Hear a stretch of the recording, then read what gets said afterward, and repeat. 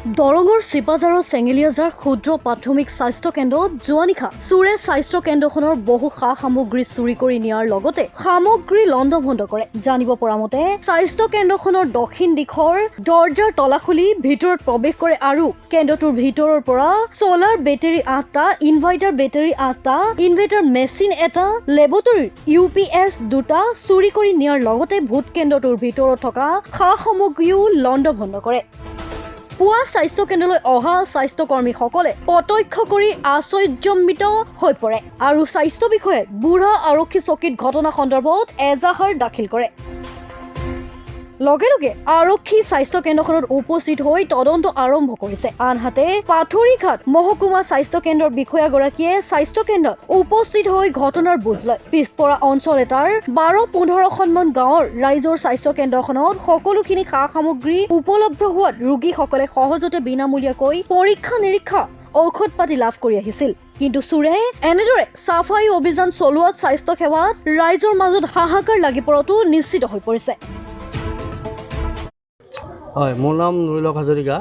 আজি চেঙেলীয়াজাৰ ক্ষুদ্ৰ প্ৰাথমিক স্বাস্থ্য কেন্দ্ৰত যোৱা ৰাতি মেডিকেলৰ কিছুমান সামগ্ৰী চুৰি কৰি লৈ যায়। ইনভাৰ্টাৰৰ বেটাৰী, ইনভাৰ্টাৰ মেচিনসহ আৰু লেবৰেটৰী কিছু সামগ্ৰী চুৰি কৰি লৈ যোৱাত আমি অতিকৈ দুখিত। ইয়াতে 10-12খন গাঁৱৰ দুখীয়া মানুহখিনিয়ে চিকিৎসাৰ বাবে আহে।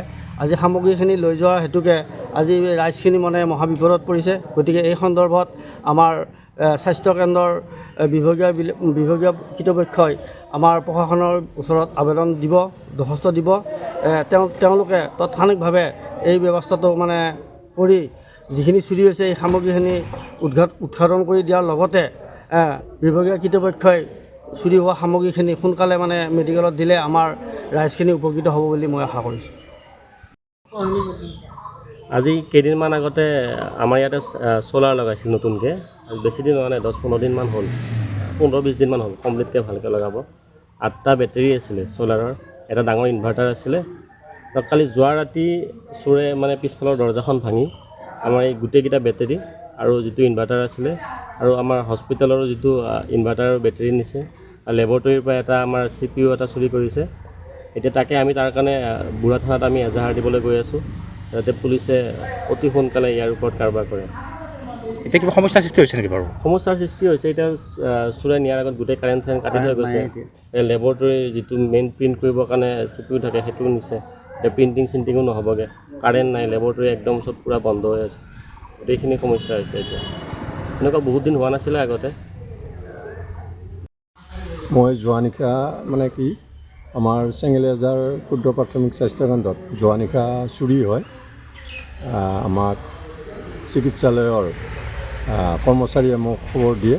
খবৰ দিয়াত মই আমি চাওঁ যে আমাৰ ছ'লাৰৰ বেটাৰীখিনি 8টা বেটাৰী আৰু ইনভাৰ্টাৰৰ বেটাৰী এটা, মেচিনটো আৰু লেবৰেটৰীৰ 2টা সামগ্ৰী পিছফালৰ দুৱাৰ ভাঙি চোৰে উঠাই লৈ যায়।